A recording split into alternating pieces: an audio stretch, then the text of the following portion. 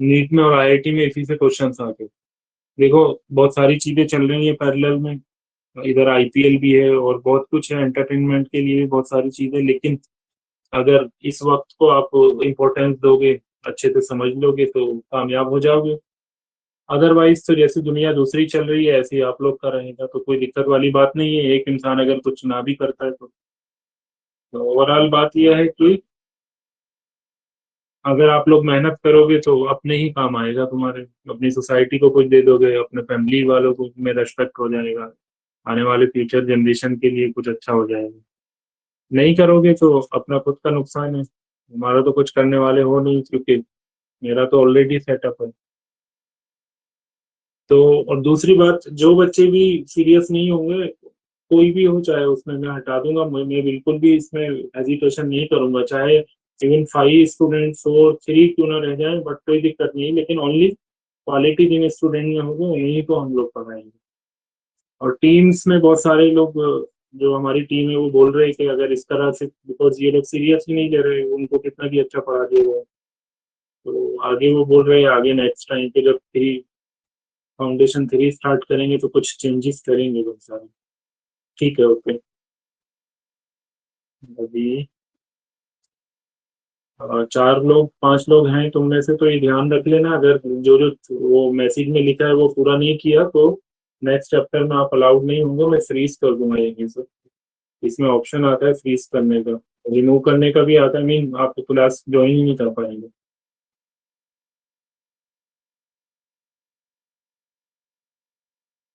Okay. Hiba, हमदला, Syed Mohammad, तुमने test भी नहीं दिया ना, कोई क्लास कर रहे हो, और तुम्हारी बहन भी नहीं कर रही क्लास में, तो कैसे चलेगा?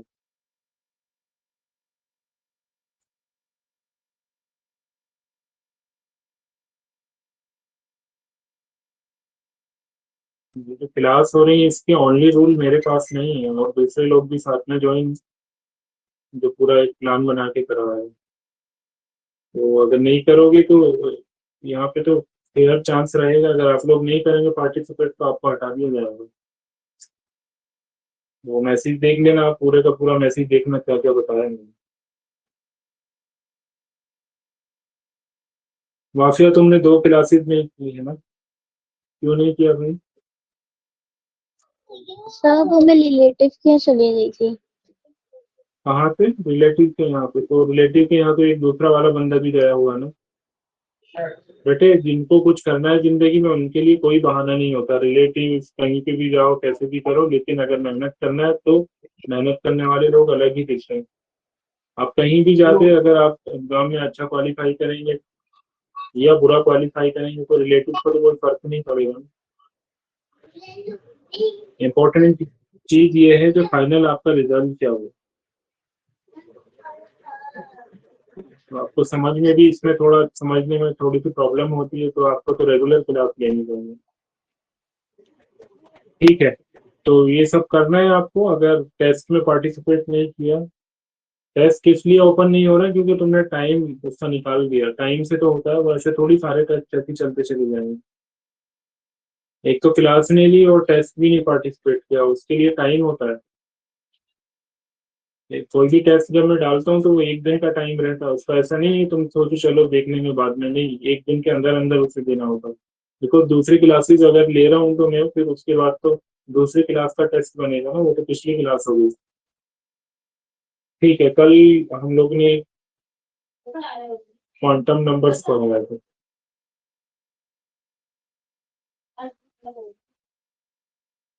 क्वांटम नंबर कितने लोग को समझ आया है, कितने को नहीं आया, मुझे बताइए वन बाई वन, बिकॉज तुमने टेस्ट जो दिया वो तो बहुत ही बुरा मार्क्स आया उसके अंदर। सर लास्ट वाला समझ नहीं आया। ओके। वाशिया ने क्लास नहीं ली, इनमें से और किसी ने तो क्लास ही नहीं ली। तो समझ नहीं आया तो आपने दोबारा से क्लास भी नहीं देखी है ना? सर मैंने देखा फिर भी मुझे कुछ समझ में नहीं आया, इसलिए आपको बता रही कब देखा था क्लास? हूँ। जी सर, क्या बोला आपने? आपने क्लास कब देखी थी दोबारा से रिपीट करके? कल हॉस्पिटल में सर। कल? मैंने तो आज डाला है, तो तुमने कल कैसे देख ली वो?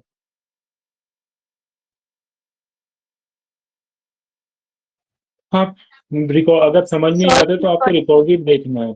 अगर आपको समझ नहीं मॉर्निंग। आता है तो आपको रिकॉर्डेड क्लास देखना है। कब देखा था, देखा या नहीं देखा रिकॉर्डेड क्लास?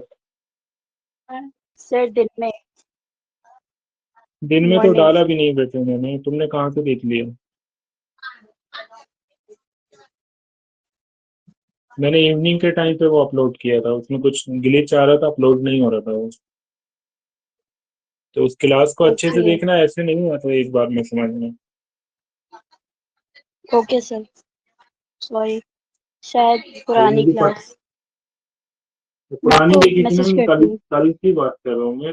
मुझको पता चल जाता है उसमें, मैं इसलिए बोल रहा हूँ, वहाँ पे ये लिखा आ जाता है कितने आवर्स तक किसने अटेंड किया है। तो आप लोग ये मत सर सोचना यूट्यूब कोई पर। भी। आपने हंसला सिद्दीकी बोला था 5 तक देख लिए क्लासेस पूरी पूरी। आप झूठ बोल रहे थे। 5 या 6 तक उसके अंदर दिख रहा है, एक क्लास में 1 आवर से भी कम है उसका जो वो वॉच टाइम जो दिख रहा है मुझको। तो आपने अगर पूरा देखा है तो वो उसको शो क्यों नहीं कर रहा है? मैं सर देखा है मैंने। 5 6 क्लास पूरा पूरा देखा है? हाँ सर, मैंने 2x स्पीड में देखा था शायद। मैं आपको स्क्रीन शॉट दे दूंगा आपने कितना देखा है।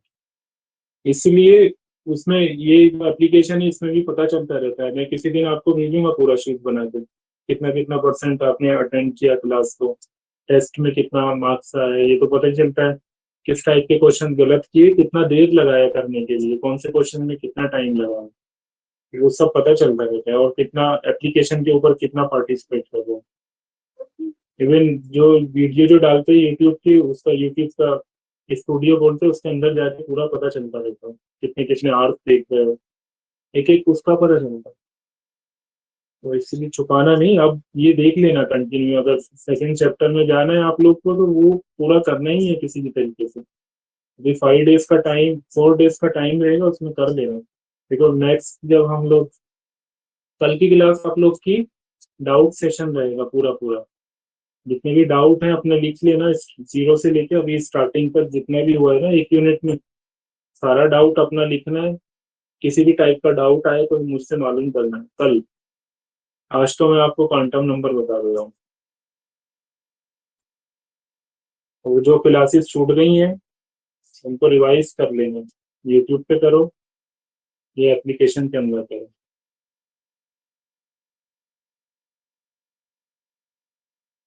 Quantum number of electrons. Electrons के कितने होते हैं क्वांटम नंबर?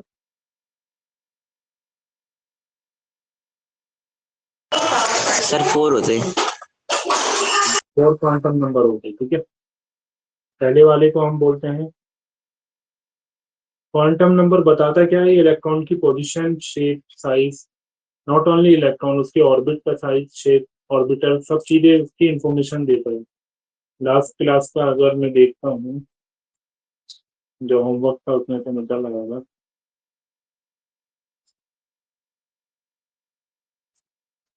ये जो क्लासेज होती है इसमें स्टडी मटेरियल्स आता है, उसमें अगर आप जाएंगे तो पूरा होमवर्क निकल के आ जाता है जो वहाँ पे पढ़ाया होता है। मैं एक बार और रिवाइज करा देता हूँ।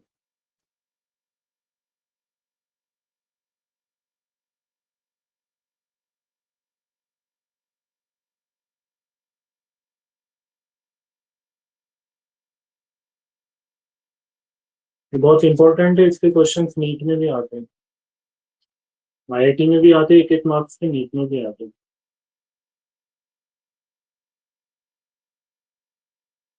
ये लास्ट क्लास से इलेक्ट्रॉन्स क्वांटम नंबर। ये क्या बताता है? Tell the probability of the position of the electron inside the orbital और सबशेल। सबशेल या ऑर्बिटल के अंदर इलेक्ट्रॉन्स कहाँ पे हो सकता है, उसकी प्रोबेबिलिटी बताता है। मीन एग्जैक्टली हमको इलेक्ट्रॉन्स का नहीं पता हो सकता है, क्यों? कोई बच्चा मुझे ये बता सकता है कि हम एग्जैक्टली इलेक्ट्रॉन की पोजीशन क्यों नहीं समझ पा सकते कि कहाँ पे है वो? जल्दी से बताइए अगर किसी को पता हो तो।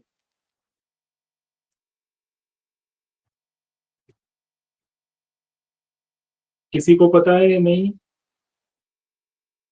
एक बार आप फिर से बोलिए ना क्वेश्चन।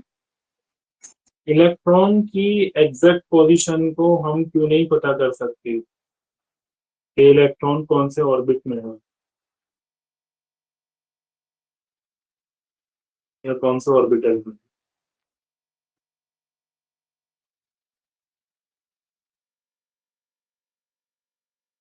इलेक्ट्रॉन का बिहेवियर कैसे होता है ये कोई बता सकता है? किस टाइप का बिहेवियर इलेक्ट्रॉन दिखाता है?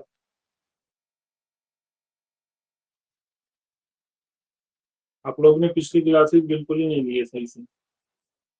ये सब चीजें लास्ट में मैंने 2 क्लासेस के अंदर, 2 से 3 क्लासेस में यही डिस्कस किया है। इलेक्ट्रॉन पार्टिकल और वेव दोनों तरह से बिहेव करता है। देखो मैं दिखा देता हूँ आपको। लास्ट क्लास में अगर मैं जाता हूँ, ये तो लास्ट था, लास्ट से लास्ट में अगर मैं जाता हूँ 9 में,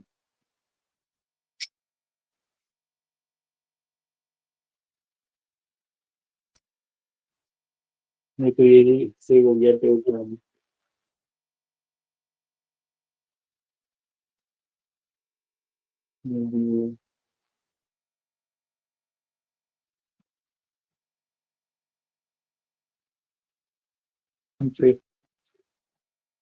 ये किया था जिसमें ऑर्बिटल बताए थे मैंने।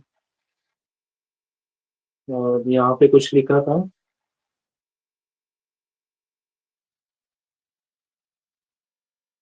ये देखो इधर कुछ लिखा था इलेक्ट्रॉन है ये। तो इसका 2 टाइप का नेचर है, पार्टिकल और वेव। पार्टिकल मतलब लाइक, जैसे आप रूम में हैं, अगर कोई पत्थर आप रूम में मारते हैं या स्टोन कोई फेंकते तो आपको पता रहेगा वो कहाँ जाएगा। आप उसकी पोजीशन को इजिली लोकेट कर सकते, बता सकते। तो ये एक मिनट,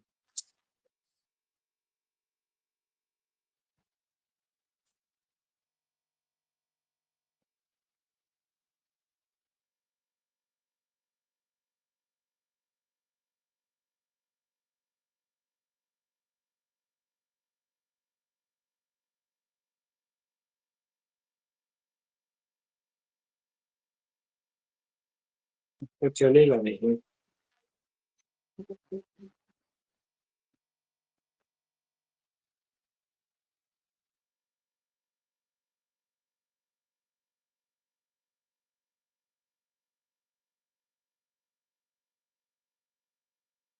ये लास्ट टू लास्ट क्लास था 2 दिन पहले जो हुआ।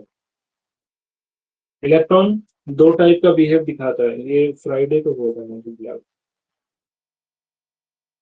2 टाइप का बिहेवियर दिखाता है, पहला पार्टिकल की तरह, दूसरा वेव की तरह।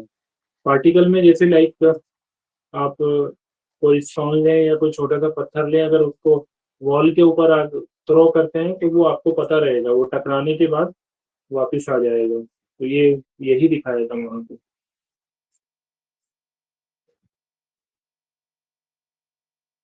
अच्छा, ये ऐसे करने से चेंज हो जाएगा।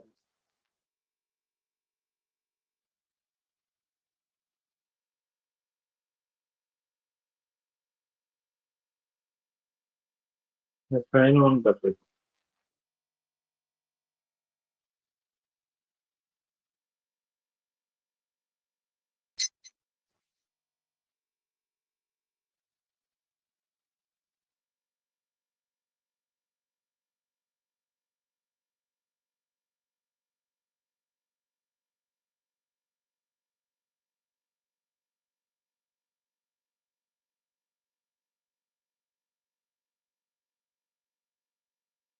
हूँ। ओके,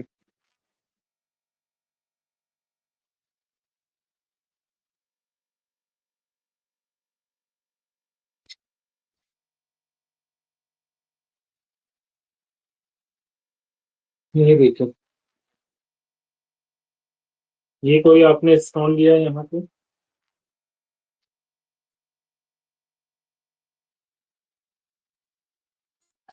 सेल्फ बनेगा।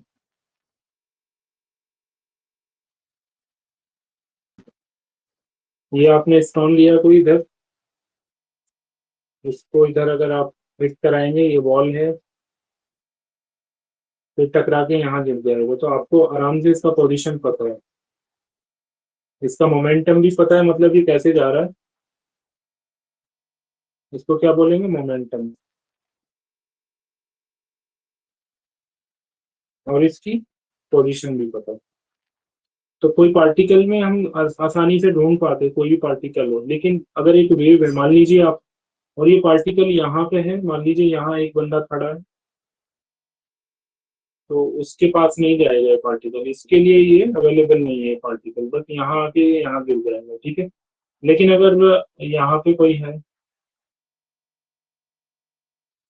और वो बोल रहा है, वो जो आवाज निकलेगी वो इधर भी आएगी और इधर भी आ जाएगी, तो ये वेव है। अगर इससे पूछा जाए बंदे से ये आवाज कहाँ है, तो वो नहीं बता सकता है एग्जैक्ट कौन सी पोजीशन पे है, बोलेगा सभी जगह है।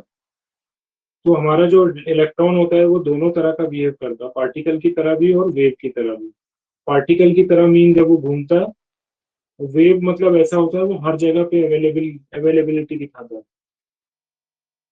जैसे ये आपका न्यूक्लियस है, न्यूक्लियस के आगे दो इलेक्ट्रॉन्स होते हैं, तो वो दोनों इलेक्ट्रॉन पार्टिकल भी हैं, वेव भी हैं, तो वो हर जगह पे चलेंगे इस टाइप। तो अगर आप न्यूक्लियस के आगे देखेंगे तो एक आपको स्फेरिकल सर्कल दिखेगा, पूरा मतलब एक गोला दिखेगा, स्फीयर, जिसमें वो दो इलेक्ट्रॉन घूम रहे होंगे, बिकॉज फर्स्ट ऑर्बिट में दो इलेक्ट्रॉन ही रहते हैं। तो ये ऐसा क्यों घूम रहे हैं, ये अलग तो नहीं क्यों दिख रहे हैं, क्योंकि इलेक्ट्रॉन जो है वो पार्टिकल एंड वेव दोनों का नेचर रखता है, तो पार्टिकल भी रहता है वो, वेव भी रहता है, इस वजह से वो इस टाइप का इलेक्ट्रॉन घूमता है, ठीक है। तो यही मैं पूछना चाह रहा था आपसे कि इलेक्ट्रॉन का नेचर कैसा होता है, तो वो डुअल नेचर होता है। इलेक्ट्रॉन के नेचर की अगर हम बात करेंगे तो डुअल नेचर है। डुअल नेचर मतलब उसके दो नेचर है, वो पार्टिकल हो सकता है या वेव। अगर मैं अपनी बात करूं या आप लोग की बात करूं, तो आप लोग क्या है बताइए, पार्टिकल है या वेव है?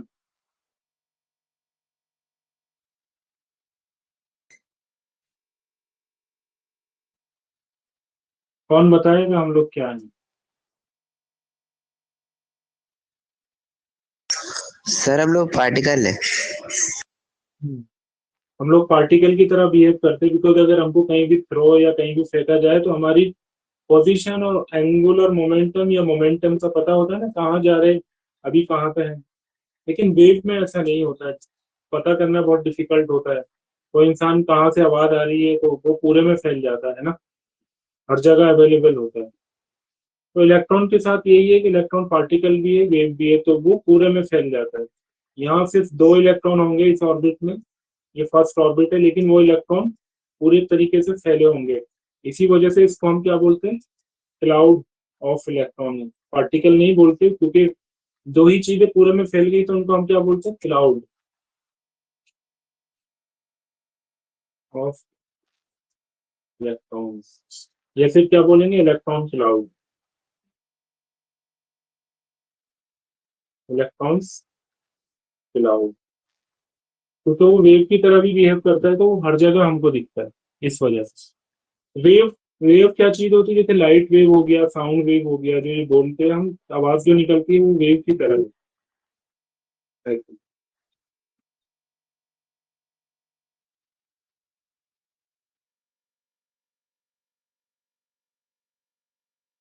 अगले पेज में मैंने, सॉरी वो फिर से आगे आ गया है।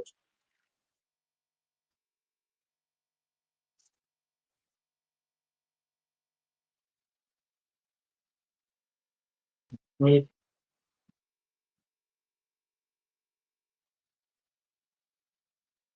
अगले पेज में ये बताया था,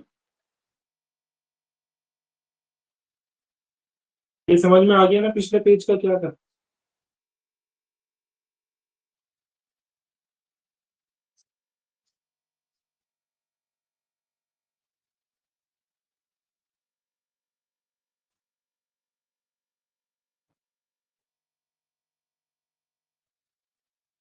पिछले पेज में किसी को डाउट है अभी जो मैंने समझाया?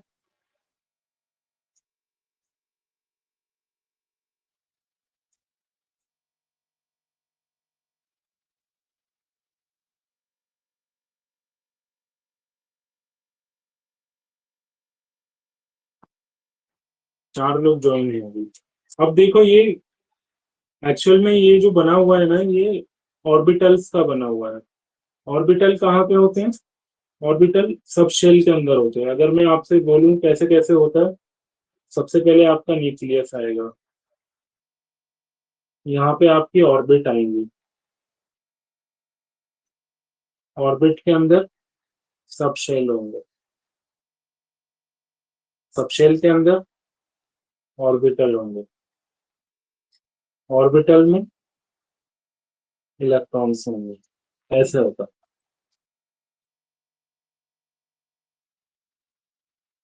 ठीक है, ऑर्बिट्स और ऑर्बिटल दोनों डिफरेंट चीजें।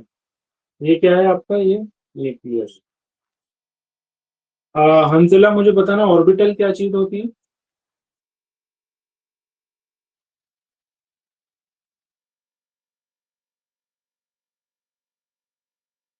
थोड़ा सा जल्दी बताना। सर ऑर्बिटल्स वो एक जहाँ पे सबस्टेंस होते हैं उसको ऑर्बिटल्स कहते हैं। नहीं, और कोई बताएगा क्या होता है orbital? Sir, it is a part of the subshell. हम बोल सकते हैं, लेकिन क्या चीज है वो मैं ये पूछना चाह रहा हूँ। अगर इलेक्ट्रॉन में बोलूं क्या है तो आप बोलेंगे एक पार्टिकल है, ये सब एटॉमिक पार्टिकल है। ऐसी ऑर्बिटल क्या है?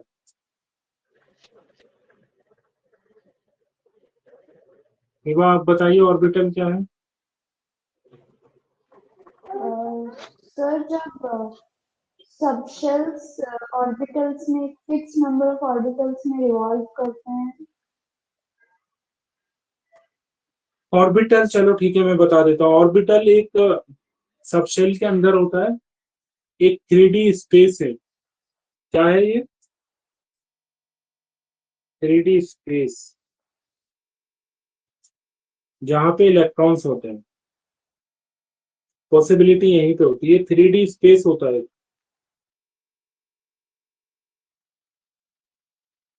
जहां पे इलेक्ट्रॉन्स होंगे उस स्पेस को हम बोलते हैं एग्जैक्टली ऑर्बिटल। एक ऑर्बिटल में मैक्सिमम 2 इलेक्ट्रॉन हो सकते हैं। अलग अलग टाइप के ऑर्बिटल हैं। जैसे एस के अंदर जो ऑर्बिटल होगा उसका साइज ऐसा होता है स्फेरिकल। पी के अंदर जो ऑर्बिटल होगा उसका साइज ऐसा होता है। तो समटाइम हम इनको एसपीडीएफ ऑर्बिटल बोल देते, बट ये एसपीडीएफ क्या होता है? वो आपका सब शेल होता है, लेकिन सब शेल के अंदर जो चीज होगी वो ऑर्बिटल होगा। तो इसलिए हम उसको एस ऑर्बिटल बोल देते हैं या पी ऑर्बिटल, बट एक्चुअल में वो उसके अंदर होता है। ये शेप है उनका, डी का इस टाइप का होगा और एफ का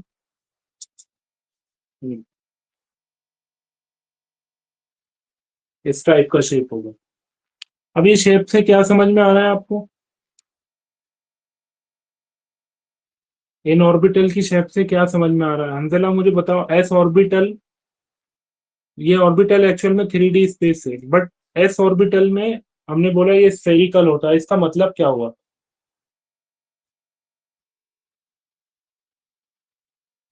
सर मतलब एस ऑर्बिटल के इलेक्ट्रॉन्स स्फेरिकल शेप के अंदर मूवमेंट करते हैं। ठीक है, वेरी गुड, यही मतलब हुआ इसका। जो एस ऑर्बिटल के जो इलेक्ट्रॉन्स है वो न्यूक्लियस के चारों तरफ स्फेरिकल शेप में मूवमेंट करते हैं। जैसे ये अगर आप देखेंगे यहाँ पे, ये न्यूक्लियस है और ये जो इलेक्ट्रॉन्स ये जो सब रिवॉल्व कर रहे हैं, ये कौन सा है? एस ऑर्बिटल है। ये जैसा मैं यहाँ दिखा रहा हूँ ऐसा नहीं है, 3D में रहता है। एक गोला है चारों तरफ, सिर्फ इस गोले के अंदर कितने इलेक्ट्रॉन होंगे? कौन बताएगा इस गोले में कितने इलेक्ट्रॉन होंगे? 2।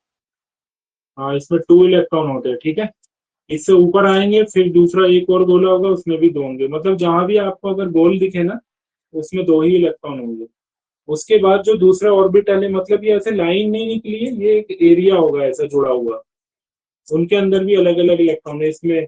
और ये अलग अलग क्यों होते हैं, क्योंकि एक दूसरे को रिपेल कर रहे होते हैं, मतलब सेम चार्ज की वजह से वो आने ही नहीं देते दूसरे इलेक्ट्रॉन्स को दूसरे ऑर्बिट के, इसलिए ये इस टाइप से निकले हुए हैं। और ये यहीं तक नहीं है, ये यहाँ गया है ऐसे, ये इलेक्ट्रॉन ऐसे होते हैं। तब आप कहोगे आपने तो ये बताया था इलेक्ट्रॉन ऐसे रिवॉल्व करते हैं ना, ये बताया था ना स्टार्टिंग में, बट ऐसा नहीं होता। इलेक्ट्रॉन न्यूक्लियस के अराउंड रिवॉल्व करते हैं। अब हमको ये नहीं पता है कि वो सर्कुलर मोशन में करेंगे या किस टाइप से करेंगे, वो ऐसे भी रिवॉल्व कर सकते हैं। यहाँ से गया इलेक्ट्रॉन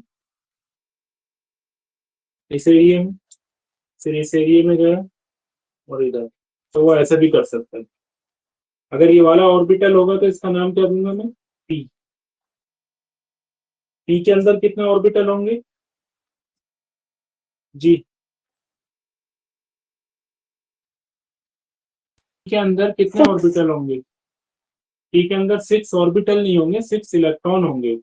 एक इलेक्ट्रॉन, एक ऑर्बिटल में 2 इलेक्ट्रॉन आ सकते हैं, तो पी में 3 ऑर्बिटल होंगे। पी के अंदर कितने ऑर्बिटल, 3 ऑर्बिटल। एक ऑर्बिटल में कितने इलेक्ट्रॉन, एक मिनट आता हूँ, एक ऑर्बिटल में मैक्सिमम 3 इलेक्ट्रॉन, इसलिए 3 ऑर्बिटल होंगे पी में, तो उनका नाम हमने क्या रखा है, P X, P Y, P Z.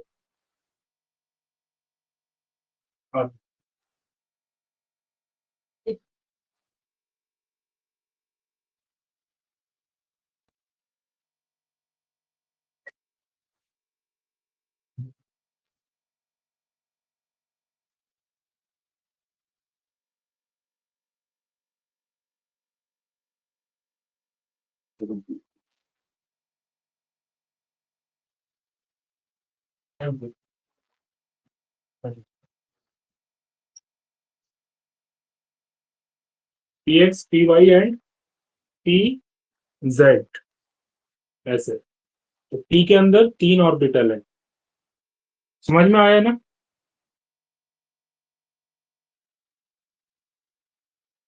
इसमें कोई डाउट, जल्दी से बताइए। No sir. ठीक है, पी में 3 ऑर्बिटल है, P X, P Y, P Z, इस टाइप से। तो ये जैसे पी एक्स इसको बोल दूंगा, तो एक ऑर्बिटल कोई इधर की साइड होगा, जैसे ये है तो ये पी वाई हो जाएगा, और एक और पी जेड। ऐसे ही एक ऑर्बिटल में मैक्सिमम 3 इलेक्ट्रॉन आते हैं, और मैंने शेप आपको बता दी जी। गार्बेज,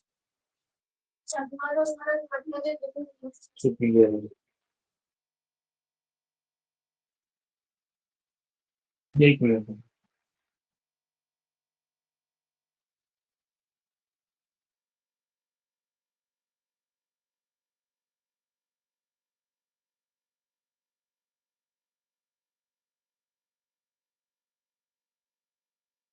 इसमें कोई डाउट तो नहीं है ना आप लोग को।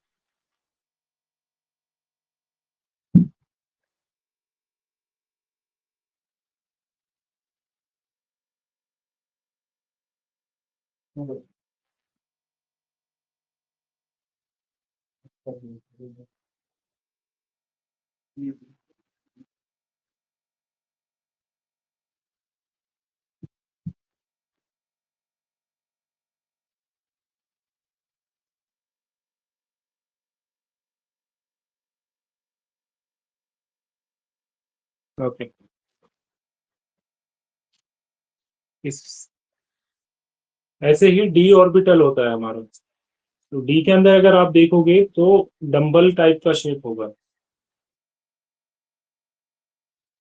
जैसे अगर डी में आप देखोगे तो ये इस टाइप का शेप होगा। ये पी और डी एक जैसे लगता है, बस पी के अंदर इस शेप में मैं दूसरा कोई पेज ले लेता हूँ।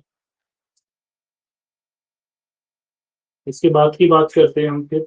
और ये होता क्या है, एक दूसरे को रिपेल भी कर रहे होते हैं, इसलिए ये अलग अलग पोजीशन में होते हैं, क्योंकि सेम चार्ज जो होता है वो रिपेल करता है एक दूसरे में। तो अगर मैं बोलता हूँ ऑर्बिटल, तो आप क्या बताएंगे, ऑर्बिटल एक 3D स्पेस है जो कि सबशेल के अंदर रहता है। सब शेल कौन से में, एस में रहेगा, पी में, डी में, एस में। एस में एक ऑर्बिटल होगा ओनली, क्योंकि एस में मैक्सिमम 2 इलेक्ट्रॉन आ सकते हैं। पी में 3 ऑर्बिटल होंगे, क्योंकि पी में 6 इलेक्ट्रॉन आ सकते हैं। डी में 5 ऑर्बिटल होंगे और एफ में 7 ऑर्बिटल होंगे, बिकॉज एफ में 14 इलेक्ट्रॉन आ सकते हैं। ठीक है, अब हम लोग आगे जैसे बढ़ते, ये ऑलरेडी ये लिखा, और एक दूसरे को ये इलेक्ट्रॉन जो है रिपेल भी कर रहे होते हैं, बिकॉज सेम चार्ज में, इसलिए ये इस टाइप का पोजीशन बनता है। आगे ये दिखाया था मैंने, ये बीच वाला एस है, छोटा सा जो है, देखो बीच में गैप दिख रहा होगा, तो ये 2s हो जाएगा। स्टार्टिंग का 1s है, दूसरा 2s, फिर ये p ऑर्बिटल आ गया ऊपर से। p में 3 ऑर्बिटल होंगे, px, py, pz, तो ये ऊपर से इस टाइप से दिख रहा है बस। बाद में क्या आएगा, क्वांटम नंबर। अब हम लोग चलते हैं सेकंड लास्ट वाले लेक्चर में। कल क्या, इसमें कोई डाउट तो नहीं है ना? ये इम्पोर्टेंट है ये सब। सर जी बताइए। ये जो आपने बताया है कि पी ऑर्बिटल में जो थ्री ऑर्बिटल्स होते हैं, तो उसके नेम होते हैं P X, P Y, P Z. तो जरूरी है कि एक्स वाई जेड ही रखें? नहीं, उनका नाम जो है वो एज पर जो जिन्होंने ये रिसर्च किया उन्होंने यही नाम दे दिया उनके, तो बुक्स में यही आएगा, बट इनके नाम तो हम नहीं रखेंगे, कुछ भी रख सकते हो, लेकिन जब आप एनसीईआरटी या एग्जाम में देखोगे तो यही नाम आपको मिलेगा, इसलिए ये नाम याद कर रहे हैं हम लोग। और पी ऑर्बिटल में नहीं, पी सबशेल के अंदर, पी सबशेल में 3 ऑर्बिटल, जिनके नाम क्या है, P X, P Y, P Z. अगर हम पूरा ऑर्बिटल बोलेंगे तो हम उसे पी ऑर्बिटल बोल देते, तो यहाँ कंफ्यूज नहीं होना, पी सबशेल है, पी ऑर्बिटल है, पी सबशेल है, लेकिन उसके अंदर ऑर्बिटल होते हैं जहाँ पे इलेक्ट्रॉन होते हैं। हर ऑर्बिटल में मैक्सिमम 2 इलेक्ट्रॉन जा सकते हैं। Okay sir. लास्ट में कल का लेक्चर पर ना,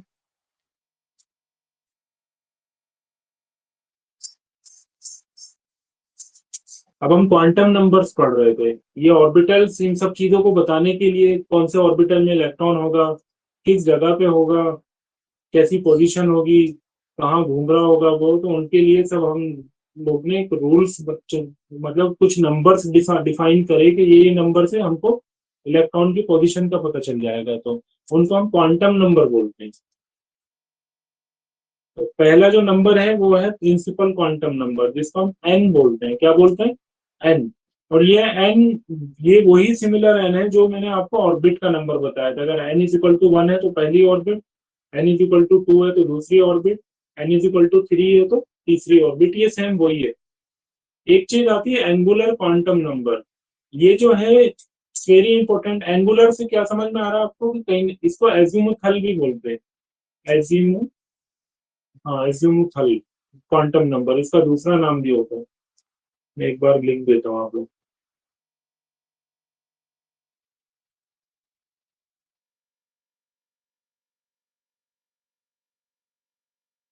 एजीमुथल, एजीमुथल क्वांटम नंबर या एंगुलर क्वांटम नंबर, ऐसा भी बोलते हैं। ठीक है, अब इसका मतलब, पहले वाले का मतलब समझ में आ गया, ऑर्बिट जितना होगा इतना वो क्वांटम नंबर। अगर 1 ऑर्बिट है तो 1, 2 है तो 2, 3 है तो 3, 4 है तो 4। अब ये एंगुलर क्वांटम नंबर क्या बताता है हमको, इसको हम एल से डिनोट करते हैं। ये बताता क्या है, ये हमें शेप बताता है ऑर्बिटल का। जैसे मैंने अभी बताया ना आपको, एस जो होगा सर्कुलर होगा, वो स्फेरिकल होगा, पी डंबल की तरह होगा, डी जो होगा वो डबल डंबल भी बोलते हैं, या फिर पता नहीं डिस्क क्या बोलते हैं, ऐसे कुछ दूसरा नाम भी है इसका। देखो ये ऐसे, ये स्फेरिकल होगा, गोले की तरह, जैसे फुटबॉल की गेंद होती है।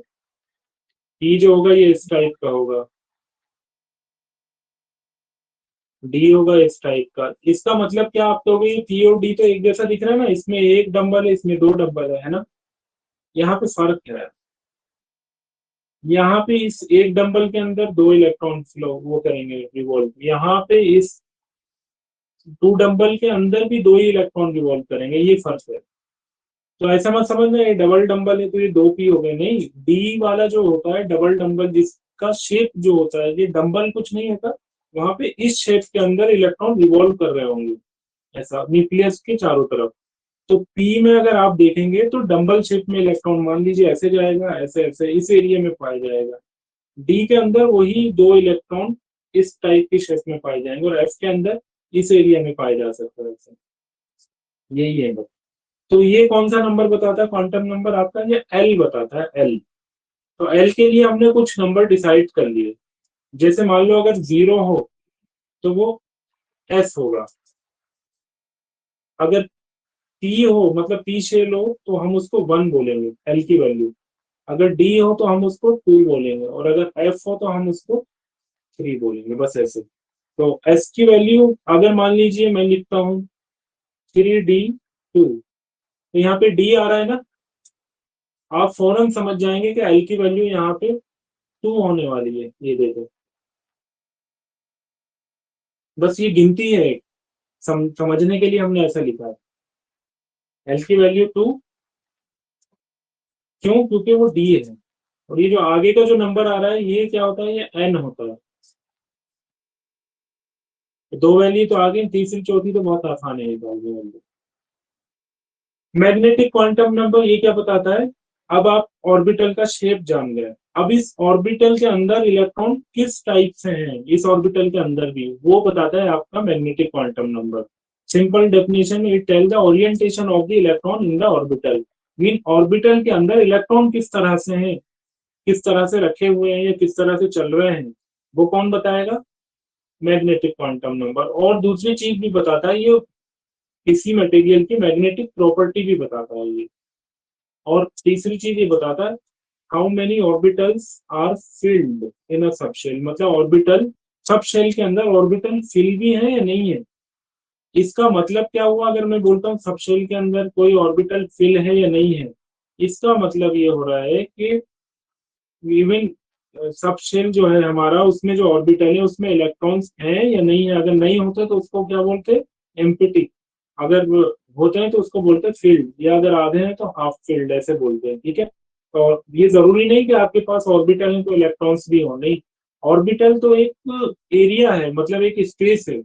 अब इलेक्ट्रॉन उसके अंदर है या नहीं है वो अलग बात है। ठीक है, तो वो कौन बताता है? वो ये मैग्नेटिक नंबर, क्वांटम नंबर बताता है कि वो इलेक्ट्रॉन्स वहां पे मौजूद हैं या नहीं है, अगर हैं तो किस स्टाइल में है। और ये मैग्नेटिक प्रॉपर्टी भी बताता है एलिमेंट की। जैसे आयरन है, आयरन बहुत ज्यादा मैग्नेटिक होता है ना, किसी मैग्नेट के पास लाओ एकदम अट्रैक्ट हो जाता है, तो वो यहीं से पता चलता है। कॉपर नहीं होगा, एल्यूमिनियम इतना नहीं होगा, तो वो कौन बताएगा? Magnetic quantum number. Fourth quantum number क्या है आपका? Spin quantum number. ये समझ में आ गया ना? पहला वाला बताएगा आपका नंबर किसका? ऑर्बिट का। दूसरा वाला बताएगा आपका सब शेल कौन सा है। एस है तो ये 0 लिख देंगे हम, पी है तो क्या लिख देंगे हम? 1 लिख देंगे, डी है तो 2 लिख देंगे, एफ है तो 3 लिख देंगे। एक चीज और ध्यान देना इसमें, इंपॉर्टेंट ये है कि कभी भी ये जो आपका एंगुलर क्वांटम नंबर है इसकी वैल्यू प्रिंसिपल क्वांटम नंबर से ज्यादा नहीं हो सकती। मीन एल की वैल्यू कभी भी एन से ज्यादा नहीं हो सकती है। मीन एन जो होगा हमेशा से एल से बड़ा होगा, जी, हमेशा। ये जो एन होगा ना ये हमेशा एन से बड़ा होगा। एल, वो एन जो है एल से हमेशा बड़ा होगा। किसी भी उसमें आप देख लो, जैसे मैं ये लिख रहा हूँ 2, मैंने 2s लिख दिया। ठीक है, एग्जाम्पल के लिए 2 का मतलब क्या है? एन। तो एन की वैल्यू तो 2 हो गई, और एफ की वैल्यू कितनी होगी? 3। तो एफ मतलब, सॉरी, एफ 3 है तो एल की वैल्यू कितनी आ जाएगी? 3। बट मैं तो ये बोल रहा हूँ ना एन हमेशा एल से बड़ा होगा, तो ये कैसे पॉसिबल हो पा रहा है? क्या जो मैंने बोला वो समझ में आया? मैं क्या पूछना चाह रहा हूँ? मैंने 2f लिखा है ना, तो 2f में अगर आप क्वांटम नंबर निकालेंगे दो तो n तो 2 हो जाएगा। f की वैल्यू क्या रहती है? s के लिए 0, p के लिए 1, d की 2 और l की, वो f की 3, ये l की वैल्यू है। तो यहाँ l की वैल्यू 3 आ गई, जबकि रूल क्या कहता है? n जो है हमेशा l से बड़ा होगा। तो बट यहाँ तो ये एल बड़ा हो गया ना, ये कैसे पॉसिबल हो पा रहा है? कौन बताएगा ये मुझे? पहले तो ये बताओ, ये क्वेश्चन समझ में आया? वो आया तो फिर ये हो कैसे रहा है?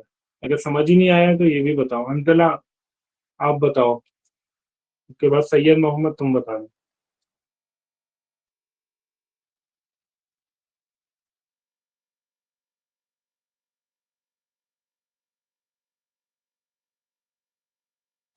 सर मैंने ना सही से लेक्चर नहीं देखे पूरे, तो अभी नहीं पता मुझे। ठीक है, तुम बताओ सैयद मोहम्मद। तुम बताओ।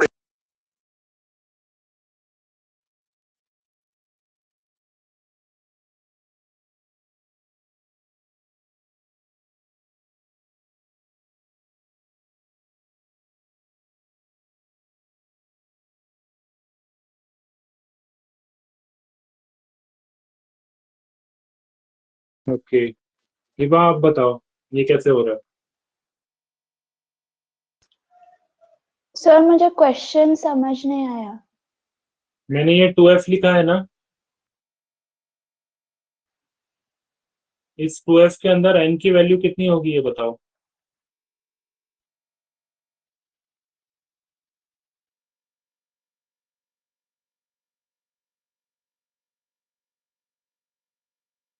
यहाँ पे 2f लिखा है ना मैंने, जी सर। तो इधर n की वैल्यू कितनी है?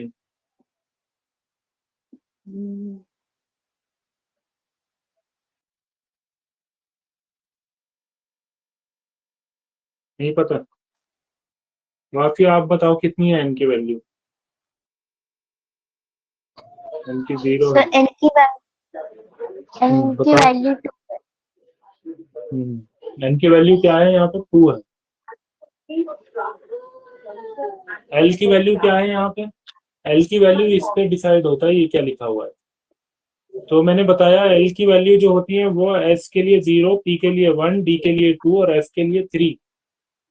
तो यहाँ l की वैल्यू कितनी है? 3।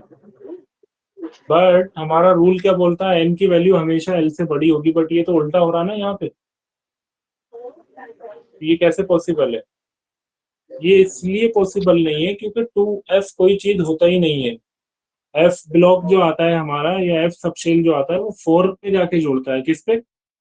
4th ऑर्बिट पे। पहली ऑर्बिट पे तो ओनली s सबशेल होता है, दूसरे ऑर्बिट पे ओनली s और p, तीसरे पे s p d, चौथे पे जाके s p d f जुड़ता है। तो ये 2f जो है ये पॉसिबल ही नहीं है, क्योंकि ये होता ही नहीं है, इसलिए ऐसा दिख रहा है। तो हमेशा n की वैल्यू जो है वो l से बड़ी होगी, ठीक है? ये ध्यान देना आप, हमेशा बड़ी होगी n की वैल्यू l से।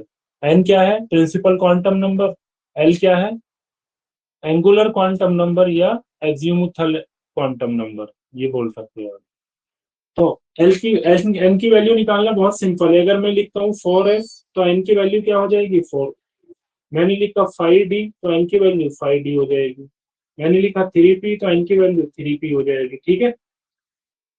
इसी तरह से अगर आप l की वैल्यू निकालना चाहें तो बस इनको देख लें, ये जो है, अगर d है, यहाँ पे p है, और मैंने लिख दिया 3s, यहाँ s है और ये s है। s के लिए 0 होती है l की वैल्यू, t के लिए 1 होती है, d के लिए 2 होती है, s के लिए 3 होती है। बस इतने ही तो है, और तो कुछ भी नहीं है इसमें। तो दो वैल्यू तो आप आराम से निकाल देंगे। तीसरा वैल्यू क्या बताता है? आपके ऑर्बिटल के अंदर इलेक्ट्रॉन का ओरिएंटेशन कैसा है, किस तरह से इलेक्ट्रॉन रखे हुए हैं, इलेक्ट्रॉन है भी या नहीं है, ये बताता है आपका तीसरा ऑर्बिटल, जिसको हम बोलते हैं मैग्नेटिक क्वांटम नंबर। चौथा ऑर्बिटल क्या बताएगा? चौथे ऑर्बिटल को हम बोलते हैं स्पिन क्वांटम नंबर।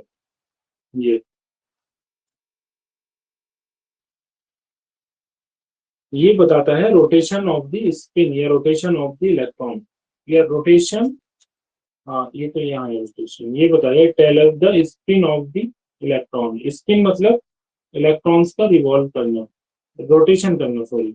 ये इलेक्ट्रॉन है तो ये न्यूक्लियस के अराउंड तो रिवॉल्व कर रहा होगा, लेकिन ये अपने खुद के एक्सिस पे, जैसे कि लट्टू होता है, ये हमारी अर्थ होती तो वो खुद भी घूमता रहता है। तो इसके घूमने के दो स्टाइल हैं, या तो ये एंटी क्लॉकवाइज घूमेगा या क्लॉकवाइज घूमेगा खुद से अपने रोटेशन पे, या तो ये ऐसे घूमेगा या फिर ये ऐसे घूमेगा। तो अगर ये क्लॉकवाइज घूम रहा है, ये क्लॉकवाइज है घड़ी की सुई की दिशा में, तो ये सी डब्ल्यू बोल देते हैं, इसे ए सी डब्ल्यू बोलते हैं। और इनमें वैल्यू रख देते हैं हम। और स्पिन क्वांटम नंबर का जो वैल्यू है, जो सिंबल है, वो एस है। तो क्लॉकवाइज अगर होगा तो उसे बोलते हैं हम प्लस हाफ, एंटी क्लॉकवाइज है तो माइनस हाफ, ऐसे बोल देते हैं। तो ये रोटेशन बताता है और तो कुछ भी नहीं।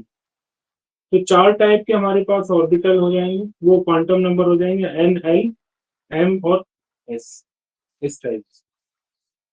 एन की वैल्यू 1 2 3 4 होगी, जीरो नहीं हो सकती क्योंकि जीरो के लिए कुछ है ही नहीं। कभी जीरो एस जीरो पी नहीं पढ़ोगे ना, 1s तो पढ़ सकते हो।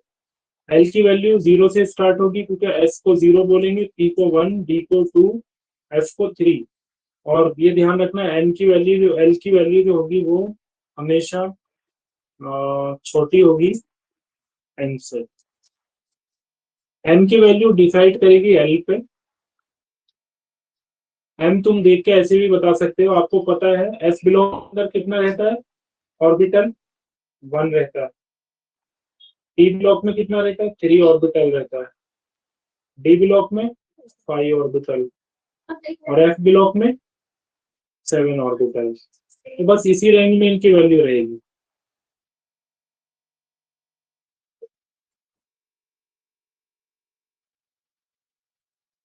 ये कल जो न्यूमेरिकल्स कराए थे मैंने, एक न्यूमेरिकल और करा देते हैं आज।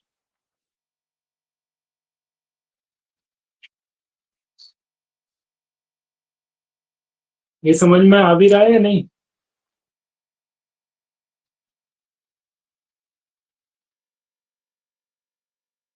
व्हाइट बोर्ड पे जाता हूँ दोबारा से।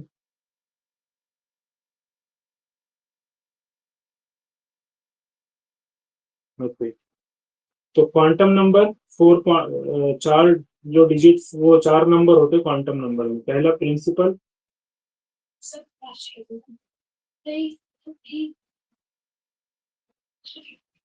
दूसरा वाला एंगुलर,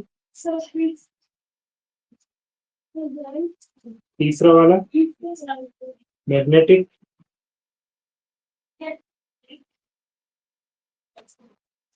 फोर्थ वन क्या होगा, स्पिन। Spin quantum number. अगर वैल्यू की बात करेंगे तो 1 2 3 4 सॉन्ग, ये जो शुरू होता है ये जीरो से शुरू होता है, एस के लिए जीरो। अच्छा, इसके नाम भी बता देता हूँ। इसे एन बोलते हैं, ये एल है और ये एम है और ये एस है, ठीक है।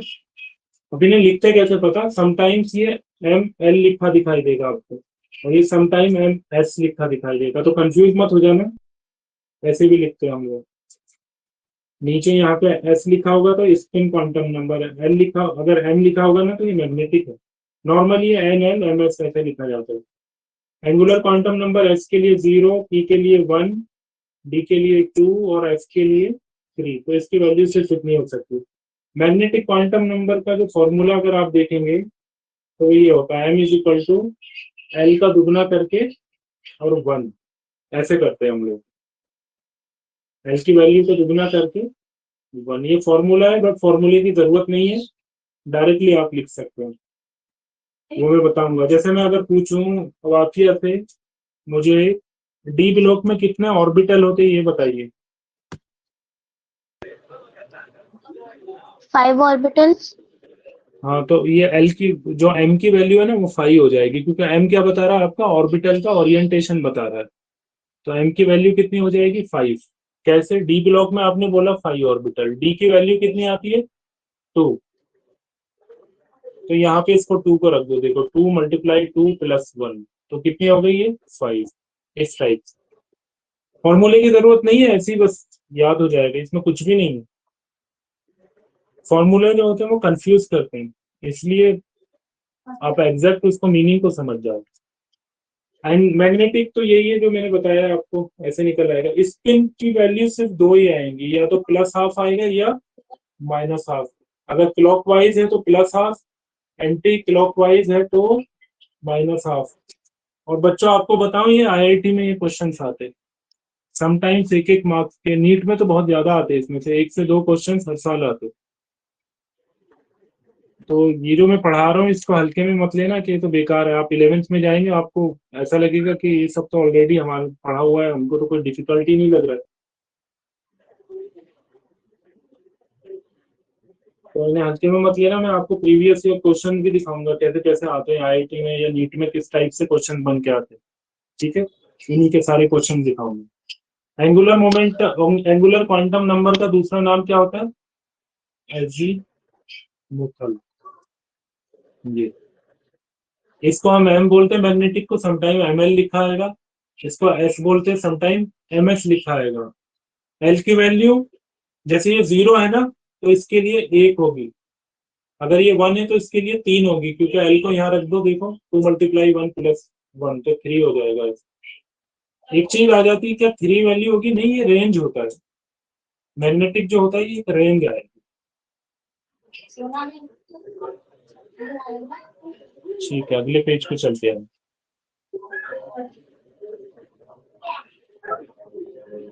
मैग्नेटिक क्वांटम नंबर, इसमें थोड़ा कंफ्यूजन हो सकता है क्योंकि बस इसमें यही है निकालने लायक, और सब वैल्यू तो सामने दिखती है। जैसे मैं बोल देता हूं, आप डी का निकालें, डी। तो डी का आपको पता है कितने ऑर्बिटल हैं? कौन बताएगा? सैयदा सुगरा आप बताइए, डी में कितने ऑर्बिटल होते हैं? 5। तो 5 है, तो डी की वैल्यू एल, इसकी जो वैल्यू होगी एम की, वो कितनी हो जाएगी? 5 हो जाएगी। जितने ऑर्बिटल इतनी वैल्यू, क्योंकि एम का मतलब ही ओरिएंटेशन ऑफ ऑर्बिटल है, तो जितने ऑर्बिटल इतनी वैल्यू।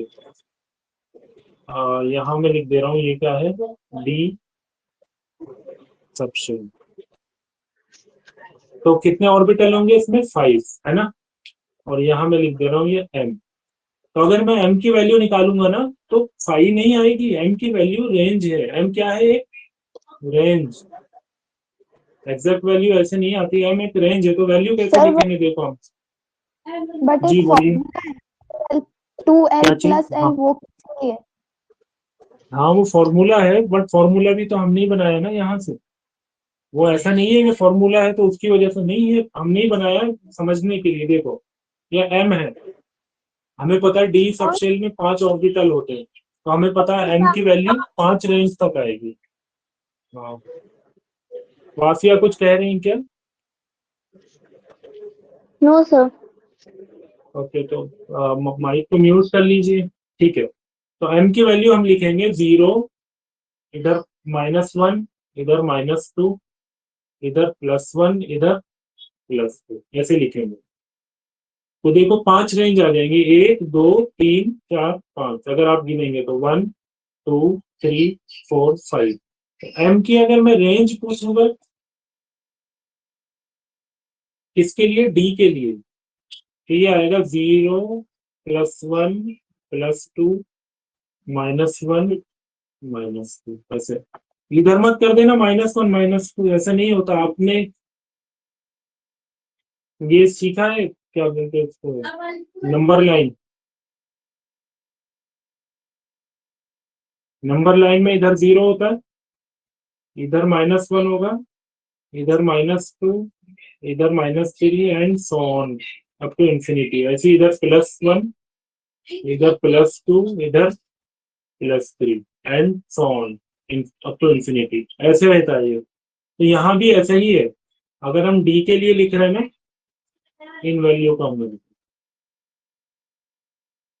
ठीक है। अगर एफ के लिए लिखेंगे तो ये इतना आ जाएगा, टी के लिए लिखेंगे तो इतना। ठीक है, समझ में आ गया ना? डी का अगर मैं पी के लिए लिखूं, तो पी के लिए आपको पता है कितने ऑर्बिटल होते हैं पी में? 3। तो पी की वैल्यू जो है वो 3 रेंज में आएगी। मतलब एक 0, एक +1 और एक -1, ठीक है, समझ में आ रहा है नहीं? Yes sir. ठीक है, हंसला आपको समझ में आ रहा है?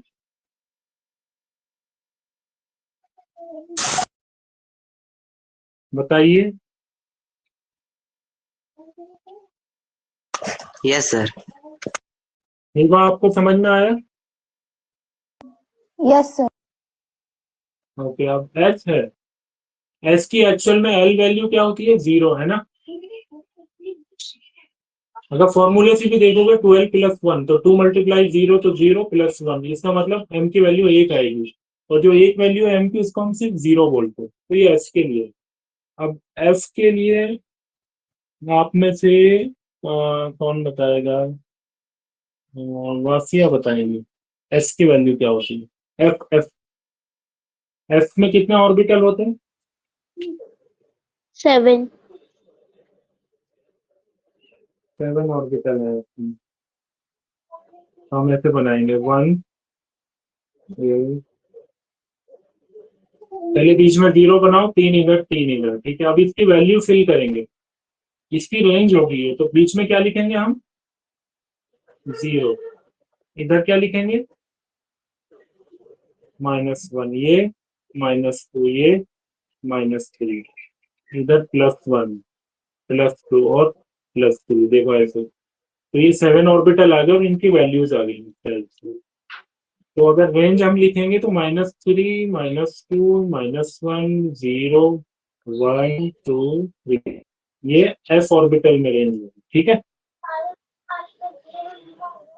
समझ में आया? Yes sir. ओके, अब s का मैं अभी बताता हूँ स्पिन का कैसे होता है। अब मैं जैसे कुछ क्वेश्चन दे रहा हूँ, मैंने लिखा 3D7, सबसे पहले आप n की वैल्यू निकालेंगे। n की वैल्यू सिंपली कितना आएगा, ये मैं पूछता हूँ हिबा से। हिबा, n की यस वैल्यू सर। कितनी? What is the n value of n की इन 3D7? 3। n is the 3। 3। Okay, ठीक है। अब मैं l की वैल्यू निकालूंगा। l मुझे बताएंगी Wafiya. What is the value of l?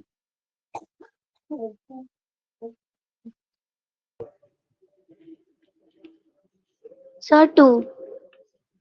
ठीक है, बिकॉज एस पर रूल s की वैल्यू, s में 0 होती वैल्यू, p में 1, d को हम 2 और f को 3 फॉर l, चलिए 2।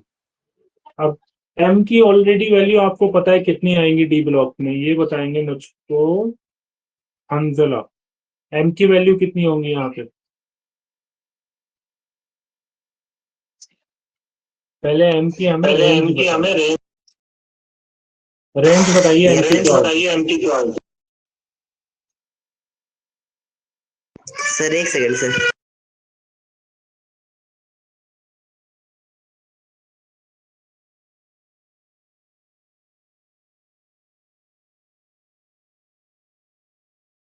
जल्दी बताइए। सर -2, -1, 0, +1, +2।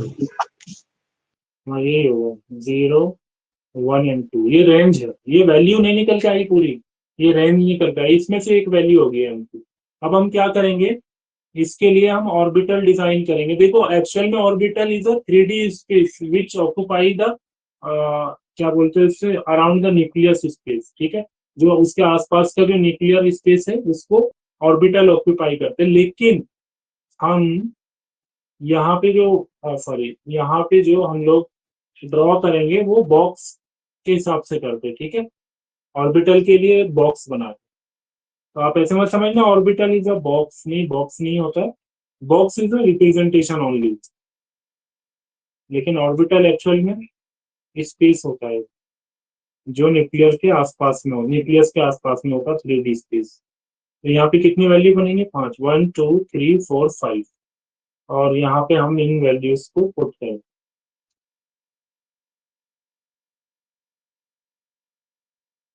यहाँ लिखा 0, यहाँ 1, यहाँ 2, यहाँ -1 और यहाँ माइनस। ठीक है, अब इन इलेक्ट्रॉन्स को फिल करेंगे हम, जितने इलेक्ट्रॉन है ना यहाँ पे। अभी मैंने कुछ रूल नहीं बताया, जैसे Hund's rule, Pauli exclusive rule, ये सब रूल हैं, बट मैं आपको प्रैक्टिकली ये सब चीजें बता दे रहा हूँ। हुंड्स ने बोला था कि इलेक्ट्रॉन जो होगा लोअर स्टेट से आएगा 1 1 1 करके। ऐसा नहीं है आप 2 इलेक्ट्रॉन इसमें डाल दो, क्योंकि एक ऑर्बिटल के अंदर मैक्सिमम कितना इलेक्ट्रॉन आ सकता है। ओके ओके, जी जी जी, कॉल मत कीजिए। एक अ, एक ऑर्बिटल में कितना इलेक्ट्रॉन आ सकता है मैक्सिमम। सर 2 आ सकते हैं। तो ऐसे ही इसमें 10 इलेक्ट्रॉन आ सकते हैं। ठीक है, हमारे पास 7 इलेक्ट्रॉन है, तो आप ऐसे नहीं फिल कर सकते एक इधर एक इधर, एक इधर एक इधर, ऐसे नहीं कर सकते। आपको लोअर स्टेट से जाना पड़ेगा। ये हुंड ने बताया था, हुंड नाम का एक साइंटिस्ट था। तो लोअर स्टेट मतलब पहले एक इधर, फिर इधर, फिर इधर, फिर कितना हो गया, 1 2 3 4 5, फिर ये 6 और ये 7, ये लास्ट इलेक्ट्रॉन है। ठीक है, जहां पे लास्ट इलेक्ट्रॉन खत्म होता है ना, वही वैल्यू किसकी होती है, m की एक्चुअल वैल्यू। तो m की वैल्यू यहाँ कितनी है, -1, ये जो दिख रही है आपको। लास्ट में इलेक्ट्रॉन ये यहाँ खत्म हुआ, तो इसलिए m की वैल्यू -1 है। ये चीज समझ में आई आप लोगों को। 7 इलेक्ट्रॉन देखो, ये जो लिख रहा है इधर, इसी 7 इलेक्ट्रॉन को हमने यहाँ पे फिल किया है। तो 1 2 3 4 5, फिर 6 और 7, ये जो लास्ट में जो इलेक्ट्रॉन जिस ऑर्बिटल के अंदर खत्म होगा, वो ऑर्बिटल की वैल्यू होगी m की। तो m की वैल्यू यहाँ खत्म हो रहा है, तो इसलिए -1 है। ये चीज समझ में आई या नहीं, जल्दी से बताइए मुझे। Yes sir. और किसी को Yes. डाउट है इसमें, थोड़ा सा जल्दी बताइए, कोई डाउट। अब ये लास्ट में यहाँ पे खत्म हुआ है, तो अगर इस वाले इलेक्ट्रॉन पे ऐसे खत्म होता है, तो उसको हम बोलते हैं क्लॉकवाइज। अगर ऐसे खत्म होता है तो इसे एंटी क्लॉकवाइज, मतलब इसकी वैल्यू हम बोलेंगे +12 और इसकी वैल्यू बोलेंगे -12। ठीक है, ये चेंज भी हो सकता है as per book to book. मान लीजिए अगर आपने इसको माइनस वो बोला एंटी क्लॉकवाइज, तो फिर पूरे जितने भी मतलब आपके क्वेश्चंस होंगे सबको ऐसे ही बोलना पड़ेगा। अगर इसको आपने क्लॉकवाइज ले लिया इस वाले को, तो इसको क्लॉकवाइज लेना है। इसलिए तो ये मत समझना कि ऊपर है तो क्लॉकवाइज, नीचे नहीं, कोई सा भी बोल सकते, बट स्टैंडर्ड में यही बोलते हैं कि ऊपर है तो क्लॉकवाइज, नीचे है तो एंटी क्लॉकवाइज। ये साइन, ये हाफ साइन है। तो यहाँ पे कहाँ जा रहा है लास्ट इलेक्ट्रॉन, नीचे की साइड, तो इसलिए इसकी वैल्यू जो हम एस की लेंगे वो -12। एस को समटाइम एमएस भी लिखते हैं, और इसको एम को समटाइम एमएल भी लिखते हैं। ठीक है,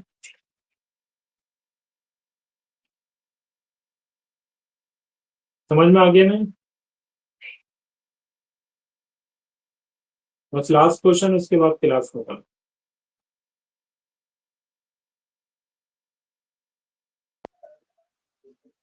forty five, find the quantum number.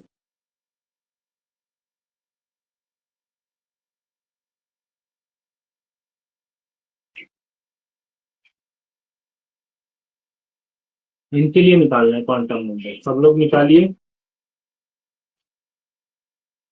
और जिससे भी मैं मालूम करूंगा वो बताएगा मुझे। मैं लिख दे रहा हूँ वैल्यूज, जिससे पूछूंगा वो बताएगा। एन एम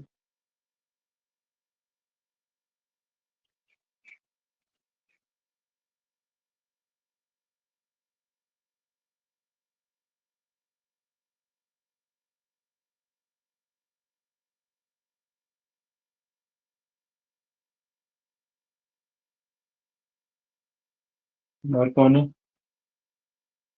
दो लोग बार बार कट जा रहे हैं। ठीक है, मुझे बताएंगे, वाफिया बताइए मुझे क्या क्या वैल्यू होंगी।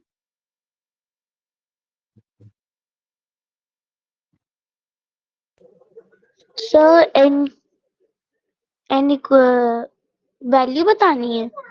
हाँ वैल्यू ये लिखा ना वाफिया, यहाँ पे वैल्यू बताने वाली है, एन की वैल्यू क्या होगी।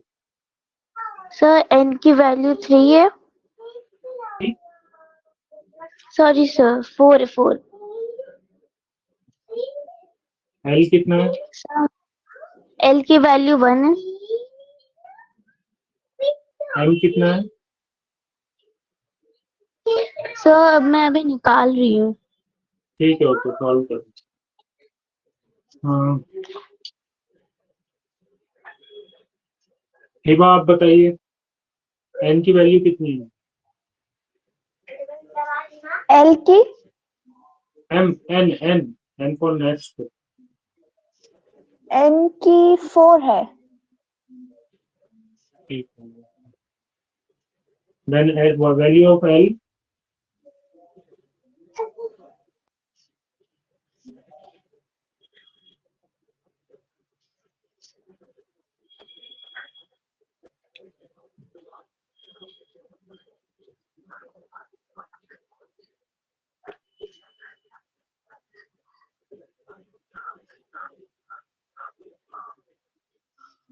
नहीं पता। मुझे पूछ रहे हैं सर आप। हाँ आपसे ही तो पूछना। नहीं नहीं हिबा से। हाँ हाँ, तो एल की वैल्यू बोलनी है। हाँ एल की वैल्यू बोलनी है। एल की वैल्यू यानी 1 है 1। ठीक है ओके। और सैयद मोहम्मद है ना। ये 5 लोग हैं इस क्वेश्चंस को करके, जब जिसका भी डन हो जाए ना वो मुझे बताएगा, फिर वैल्यू लिखूंगा यहाँ पे किसका क्या है। थोड़ा जल्दी करिए कि मुझको दूसरी जगह भी लेंगे। सर मेरा हो गया। क्योंकि अभी 1 मिनट रुक जाइए।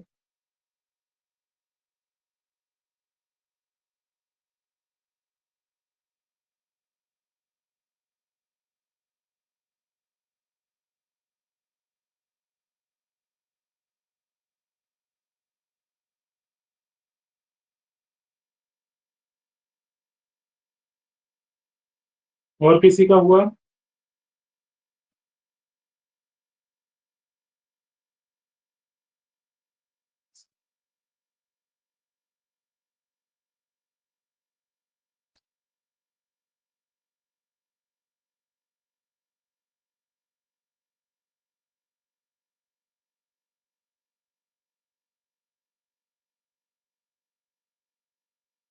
वाफिया हुआ क्या। यस सर हो गया। ठीक है okay।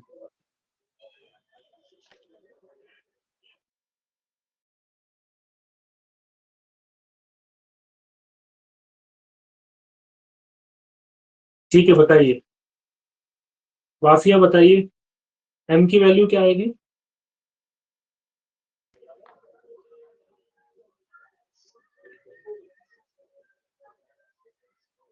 सर 0। 0 और एस की वैल्यू।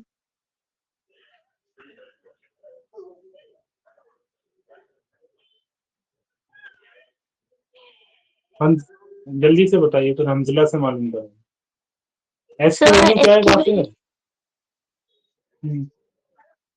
जल्दी। सर 1/2 माइनस है।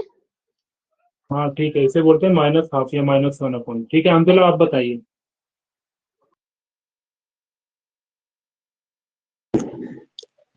सर एन की वैल्यू 4 होगी, एल की 1, एम की 0 और एस की -1/2। ठीक है ओके हिबा आप बताइए आपका हुआ है नहीं।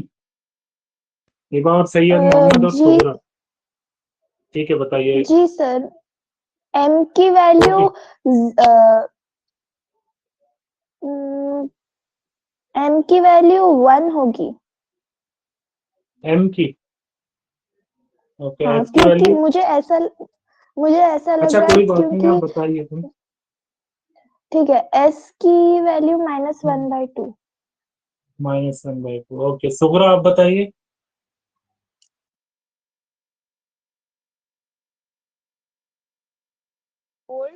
1 0 माइनस 1/2। सर 4 10 मतलब अच्छा अच्छा।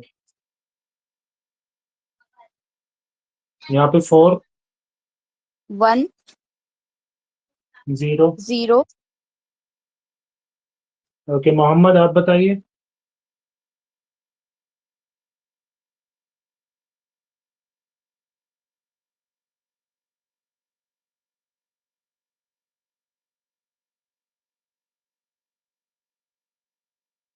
मोहम्मद ओके ठीक है, जाने दो, टाइम ज्यादा जाएगा। देखो ये ठीक है, इसमें सिर्फ ये मिस्टेक है। ये करना कैसे बेटे, कंफ्यूज आप ये हो रहे हो। ये देखिए m की वैल्यू के लिए 3 बनेंगे, तो 3 में आप इलेक्ट्रॉन फिल करेंगे 5, 1 2 3 4 और ये 5 यहाँ पे। और अगर आप वैल्यू लिखें तो 0 +1 -1, तो लास्ट इलेक्ट्रॉन तो यहाँ आया ना, ये तो 0 हो जाएगी वैल्यू। और ये उल्टा इलेक्ट्रॉन आया तो इसलिए -2। ठीक है, ओके वेल डन। मीन लगभग लगभग आप लोगों को सबको समझना आ गया है अच्छे से। तो अभी मैं वर्कशीट जो मैंने भेजी, देखो आप लोग करेंगे तो आगे अगली क्लास के लिए एलिजिबल होंगे, अदरवाइज तो मैं नहीं करूंगा एलिजिबल।